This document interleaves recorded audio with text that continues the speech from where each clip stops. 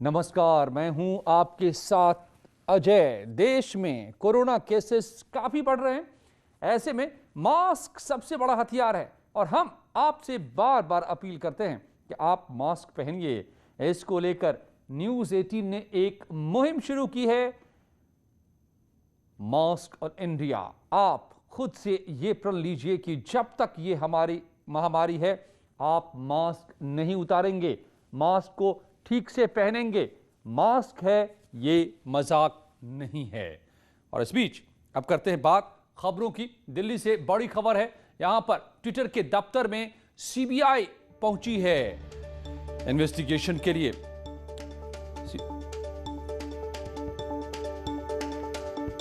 और दिल्ली से बड़ी खबर है, यहां पर सेंट्रल ब्यूरो ऑफ इन्वेस्टिगेशन की यानी कि सीबीआई के अगले निदेशक का चयन हो रहा है। बैठक में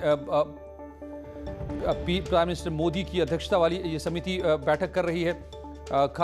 सदस्यों की ये बैठक खत्म हो गई है। इसमें पीएम के अलावा विपक्ष के नेता अधीर रंजन चौधरी और chief justice of India NV Ramana भी शामिल हैं। सीबीआई प्रमुख के इस चुनाव के लिए ये बैठक हुई है। सीनियर आईपीएस अधिकारियों के नाम पर विचार हो रहा है। फरवरी से ही ये पद खाली पड़ा है। कई अधिकारियों का नाम इस रेस में शामिल है।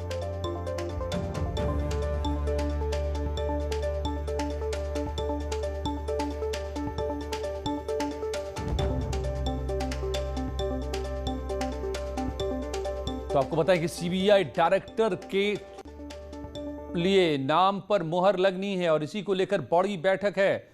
ये 6 नाम रेस में है। राकेश अस्थाना बीएसएफ के डीजी हैं। योगेश चंद्र मोदी एनआईए के डीजी हैं इस वक्त।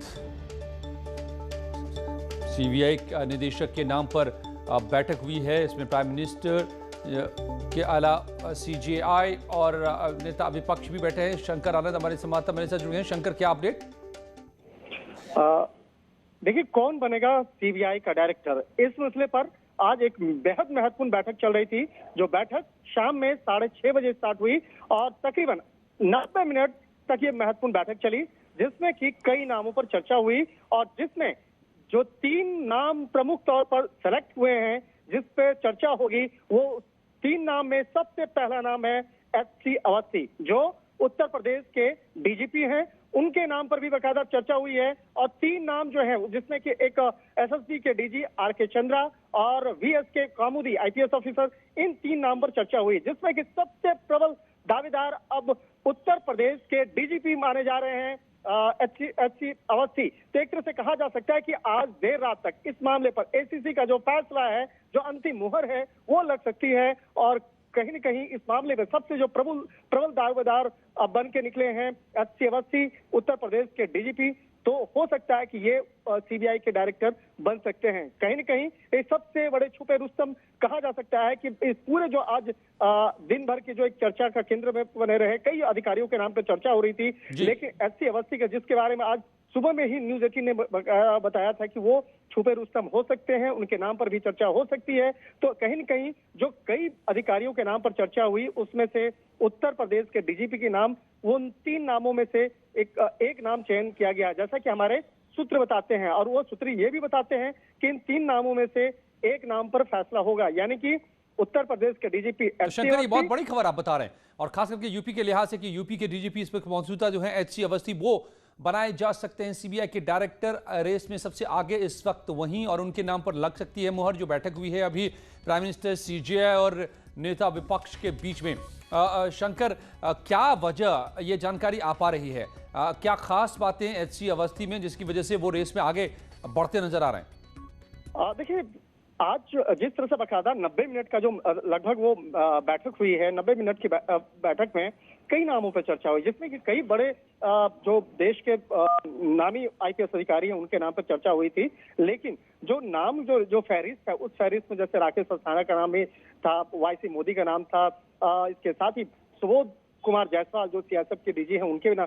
लेकिन जो आखिरी जो नाम होता है, वो जो 6 लोगों में से आखिरी जो नाम, 3 नाम का चयन होता है और उस 3 में से एक अधिकारी को अंतिम तौर पर चयन किया जाता है। तो उस 3 का जो नाम होता है वो काफी महत्वपूर्ण होता है। तो 3 नाम में HC अवस्थी का नाम भी शामिल हुआ। तो कहीं न कहीं अब एक संभावना व्यक्त की जा सकती है और कहीं न कहीं हमारे सूत्र भी बताते हैं कि इन 3 नाम में सबसे प्रबल अगर कोई कैंडिडेट है, सबसे प्रबल अगर IPS अधिकारी हैं बिल्कुल शंकर, तो HC अवस्थी हो सकते हैं वो, जो कि इस वक्त यूपी के DGP हैं और अब कुछ देर में इस बात का ऐलान हो सकता है, नाम पर मुहर लग सकती है। बैठक हो चुकी है और सबसे आगे फिलहाल यूपी के DGP HC अवस्थी का नाम। और अब बात किसान आंदोलन की। किसान आंदोलन का मुद्दा एक बार फिर गरमा रहा है। किसानों के एक संगठन संयुक्त किसान मोर्चा ने एक दिन बाद ही यानी कि 26 मई को आंदोलन के 6 महीने पूरे होने के मौके पर पूरे देश में विरोध दिवस मनाने का ऐलान किया है। किसानों के इस आंदोलन को 12 विपक्षी पार्टियों का समर्थन भी मिल गया है, जिसके बाद सियासत गरमा गई है। कोरोना काल में किसानों के प्रदर्शन ने सरकारों की चिंता भी बढ़ा दी है। कोरोना काल में किसानों का विरोध दिवस, 26 मई को किसानों का विरोध दिवस। किसानों का देश भर में प्रदर्शन का ऐलान। दिल्ली के गाजीपुर बॉर्डर पर सुनसान पड़े किसानों की टेंट भले ही अभी शांति का एहसास करवा रही, लेकिन किसानों का दावा है कि 26 मई को ये शांति लोगों की भीड़ में तब्दील हो जाएगी, क्योंकि उस दिन संयुक्त किसान मोर्चा की तरफ से पूरे देश में विरोध दिवस मनाया जाएगा।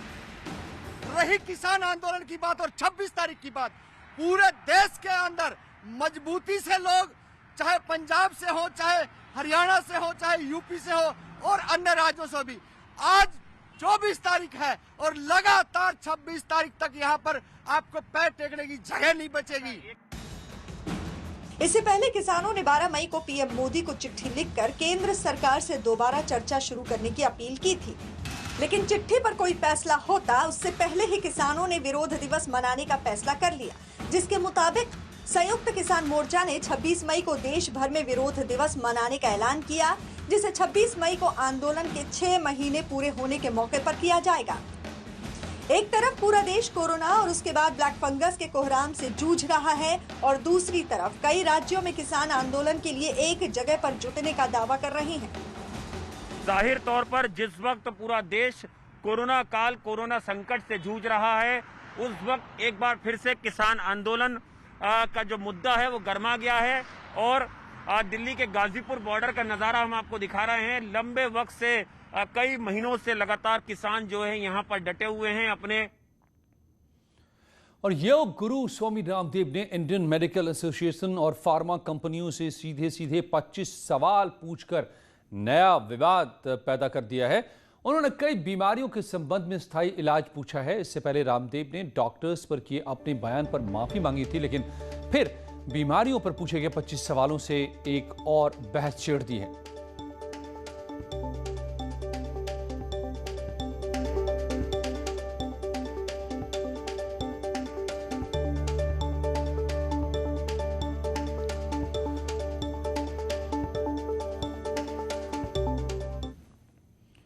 रायबरेली में सीओ ने महिला से बदसलूकी की।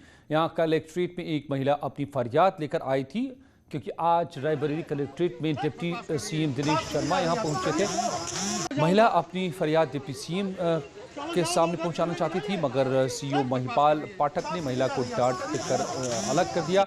महिला रो रही थी, महिपाल पाठक ने एक नहीं सुनी और उसे डांट टपट कर यहां से हटा दिया। सीओ का ये रवैया पुलिस की कार्यशैली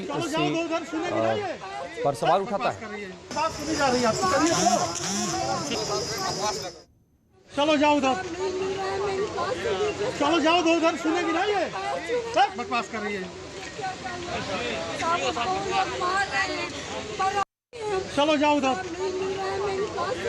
चलो जाओ उधर, सुनेगी ना ये बकवास कर रही है।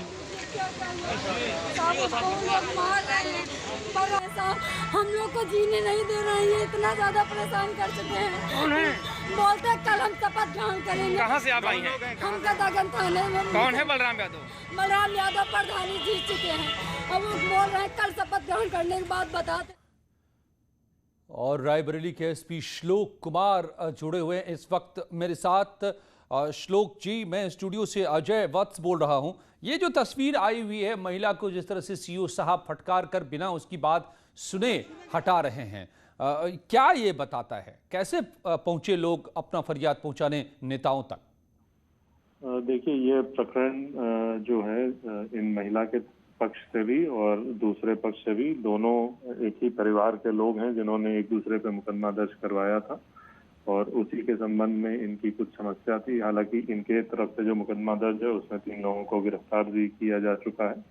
वो अपनी बात लेके आए थे। ये बात सही है कि जो भी आए उनसे बिल्कुल मर्यादित और सभ्य सौम्य व्यवहार होना चाहिए। इस संबंध में जो सीओ हैं उनको हिदायत भी दी गई है और इन महिला की जो समस्या थी उसका विधिक निस्तारण साक्ष्य के आधार पर कराने के लिए निर्देशित किया गया। तो आमतौर पर ये श्लोक जी, आमतौर पर ये धारणा, जो पुलिस आपकी दोस्त है, मित्र है, फ्रेंडली पुलिस की बात कही जाती है, कैसे लोग जाए? लोग इसलिए तो डरते हैं पुलिस के पास भी फटकने में। फरियाद की बात तो दूर होती जाती है, पीछे छूट जाती है। ऐसी कोई बात नहीं है। जो भी लोग आते हैं उनकी समस्या से सम्मान सुनी जाती है और उसका यथासंभव जो सही है उसका निराकरण भी कराया जाता है। ये अभी कोरोना को भी लेकर और अन्य प्रोटोकॉल्स भी रहते हैं वीआईपी विजिट के दौरान, जिसके अनुपालन के लिए फोर्स वहां लगाई गई थी और कोई भी अनशेड्यूल्ड विजिट नहीं कराई जा सकती है। तो जो इनकी समस्या है उसका निराकरण कराने के लिए संबंधित को बता दिया गया है और जैसा मैंने बताया, सीओ साहब को भी ये हिदायत दी गई है कि आप अपने व्यवहार और सभ्यता और संयमशीलता में। जी श्लोक कुमार जी, आपसी एक झगड़े के विवाद को लेकर डिप्टी सीएम तक जाने की नौबत आए, ये भी अपने आप में पुलिस पर ही सवाल है। लेकिन हम उम्मीद करते हैं, जैसा आपने कहा है, कि इस समस्या का महिला का निपटारा भी होगा और पुलिस फ्रेंडली पुलिस वाकई बनेगी। थैंक यू, धन्यवाद।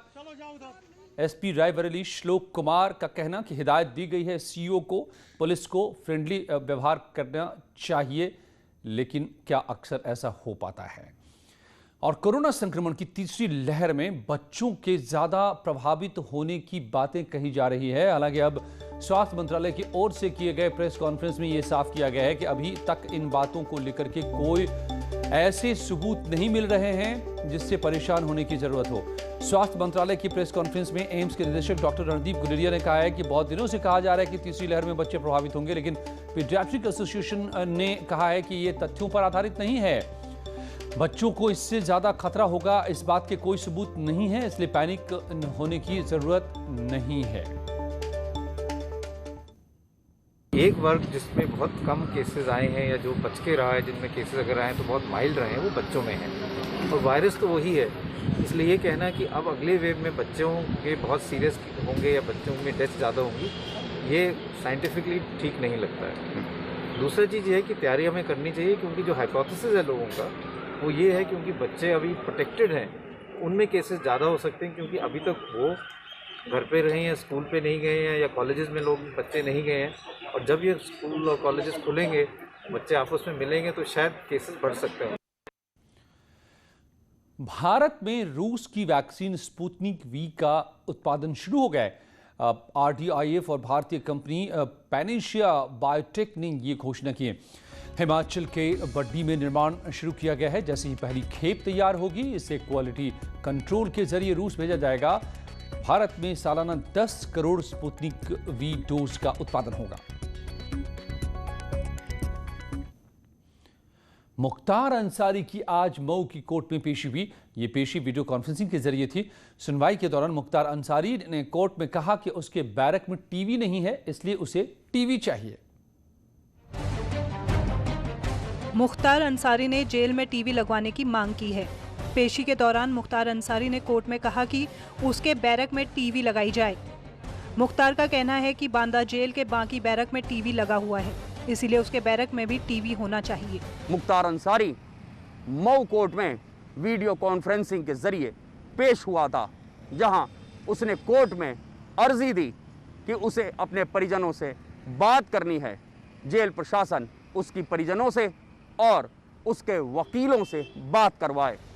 मुख्तार अंसारी की आज मऊ के कोर्ट में वीडियो कॉन्फ्रेंसिंग के जरिए पेशी हुई, जिसमें मुख्तार ने सभी मांगे कोर्ट से की। इससे पहले मुख्तार ने फोन कॉल की सुविधा मांगी थी, जिसके बाद जेल प्रशासन ने घर वालों से उसकी बातचीत करवाना शुरू कर दिया। जेल ने मुख्तार अंसारी के भाई का नंबर अपने पैनल पर शामिल कर लिया है। और समय समय पर उसके भाई से बात करवाते रहते हैं। लेकिन अब मुख्तार अंसारी ने टीवी की मांग की है।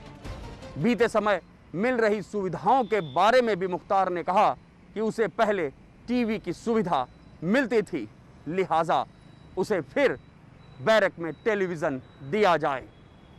हालांकि उसने पहले एक अर्जी दी थी जिसमें मच्छरदानी और कूलर की मांग की थी, जिस मांग को पूरा कर दिया गया है। कैमरामैन शरद त्रिपाठी के साथ ऋषभ मणि त्रिपाठी, न्यूज़ 18, लखनऊ। लौटते हैं कुछ ही पलों में दिन की और बड़ी खबरों के साथ।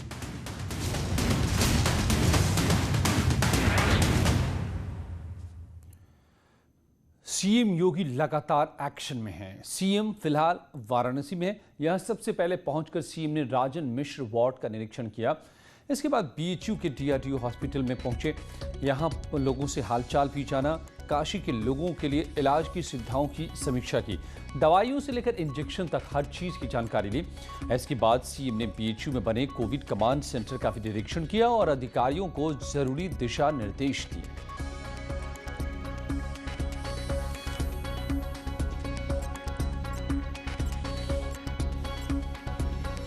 लड़ाई में जिसकी एक अहम जिम्मेदारी भी थी और भूमिका भी है। हम लोगों ने ट्रेस, टेस्ट एंड ट्रीट के इस मंत्र को अंगीकार किया। अब तक हम 23 जनपदों में 18 से 44 वर्ष की उम्र के लोगों को वैक्सीन दे रहे थे। 1 जून से सभी 75 जनपदों में हम वैक्सीन 18 से 44 वर्ष की उम्र के प्रत्येक व्यक्ति को उपलब्ध करवाएंगे। हमने इसमें प्राथमिकताएं तय की हैं। कोरोना महामारी के खिलाफ जो सबसे बड़ा हमारा हथियार है वह मास्क है और 2 गज की दूरी है। हमें प्रत्येक व्यक्ति को कहना चाहिए, व्यापक पैमाने पर जागरूकता पैदा करनी होगी। एसपी अध्यक्ष अखिलेश यादव ने यूपी सरकार पर हमला करते हुए कहा है कि कोरोना ब्लैक फंगस यूपी में नहीं थम रहा है। दवाएं, इंजेक्शन, वैक्सीन का टोटा चल रहा है। टीम 9 और टीम 11 का अता पता नहीं है। सीएम मैराथन दौरे पर हैं। जीवन रक्षक इंजेक्शन की कालाबाजारी हो रही है। वैक्सीन की कमी की खबरें भी लगातार आ रही हैं। आखिर कैसे दीपावली तक पूरा होगा वैक्सीनेशन?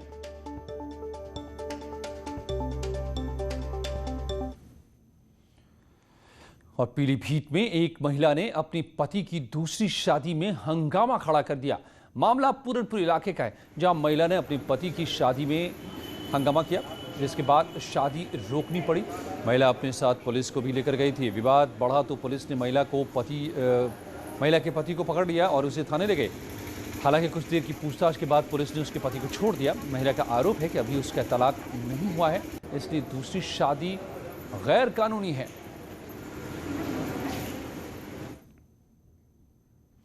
तो ये थी अब तक की बड़ी खबरें, लेकिन कुछ ही पलों में जारी है यहाँ खबरों का सिलसिला।